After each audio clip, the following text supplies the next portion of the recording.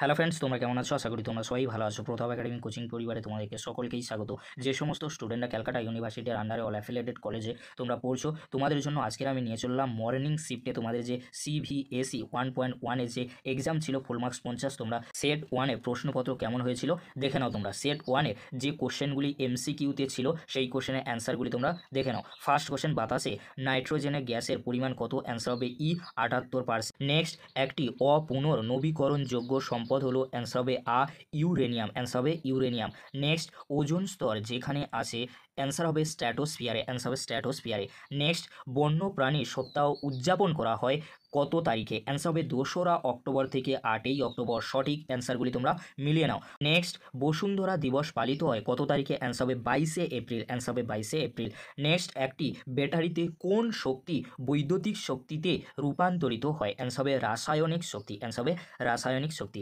Next question কী রয়েছে তোমরা দেখে নাও। সিএনজির পুরো নাম কি? অ্যান্সার হবে compressed natural gas. Next question কী রয়েছে তোমরা দেখে নাও। কোনটি তাপমাত্রা মাপার একক নয়? অ্যান্সার হবে ক্যালোরি। অ্যান্সার হবে ক্যালোরি।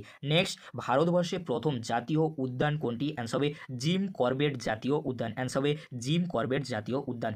নেক্সট কোশ্চেন অর্থাৎ শেষ কোশ্চেন কী রয়েছে তোমরা দেখে নাও। দুটি জীবের মধ্যে এমন একটি সম্পর্ক যেখানে দুটি জীবই উপকৃত হয়। অ্যান্সার হবে মিথজীবিতা। অ্যান্সার হবে মিথজীবিতা। এবারে তোমরা দেখে নাও 2 মার্কসের কোশ্চেনগুলি। তোমাদের 10টি কোশ্চেনের উত্তর দিতে হতো। তোমরা কতগুলি উত্তর করে এসেছো অবশ্যই তোমরা কমেন্ট করে জানিও। ফার্স্ট কোশ্চেন রয়েছে দেখো, পরজীবী কাকে বলে একটি উদাহরণ দাও।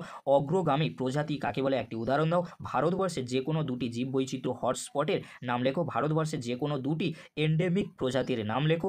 ভারতবর্ষ ব্যতীত দুটি মেগা ডাইভার্সিটি দেশের নাম লেখো। নেক্সট কোশ্চেন কী রয়েছে তোমরা দেখে নাও। এক্সিটু সংরক্ষণের যে কোনো দুটি পদ্ধতি বলো।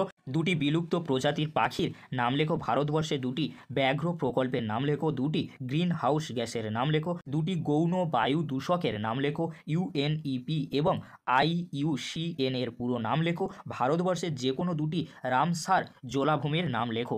এবারে তোমরা দেখে নাও 3-এর দাগে যে 5 মার্কসের কোশ্চেনগুলি তোমাদের দেওয়া হয়েছিল তোমরা কিন্তু দেখে নাও। আর তোমরা কতগুলি লিখেছো অবশ্যই তোমরা কমেন্ট করে জানিও। আর আমাদের দেওয়া সাজেশন ভিডিও থেকে তোমরা কতটা কমন পেয়েছো অবশ্যই কিন্তু কমেন্ট করে জানাতে ভুলবে না। দেখে নাও তোমরা কোশ্চেনগুলি। একটি ডেট্রিটাস খাদ্য শৃঙ্খলের ছবি এঁকে বর্ণনা করো। টি4 কাকে বলে উদাহরণ দাও। ইউট্রোফিকেশন কি?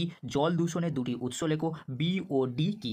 নেক্সট কোশ্চেন কি রয়েছে তোমরা দেখে নাও। সিএফসির পুরো কথাটি কি? সিএফসির দুটি ব্যবহার লেখো। কোন চুক্তিতে সিএফসিকে নিষিদ্ধ করা হয় এবং কেন করা হয়েছিল? নেক্সট কোশ্চেন কি রয়েছে তোমরা দেখে নাও। বর্জ্য ব্যবস্থাপনায় ব্যবহৃত 5R কাকে বলে? স্থিতিশীল উন্নয়ন বলতে কি বোঝো? জীবনযাত্রা সুস্থিকরণের সপক্ষে 5টি পরিবর্তন উল্লেখ করো। বায়ু শক্তি কি? বায়ু শক্তি উৎপাদন করার সবচাইতে উপযুক্ত স্থান কোনগুলি? বায়ু শক্তি ব্যবহারের দুটি অসুবিধা উল্লেখ করো। এই ছিল আজ আমাদের আলোচনা। যদি ভিডিওটি হেল্পফুল হয়ে থাকে অবশ্যই বন্ধুদের মাঝে বেশি বেশি করে শেয়ার করে। আজকের এতটুকু। ভিডিওটি দেখার জন্য তোমাদেরকে অসংখ্য ধন্যবাদ।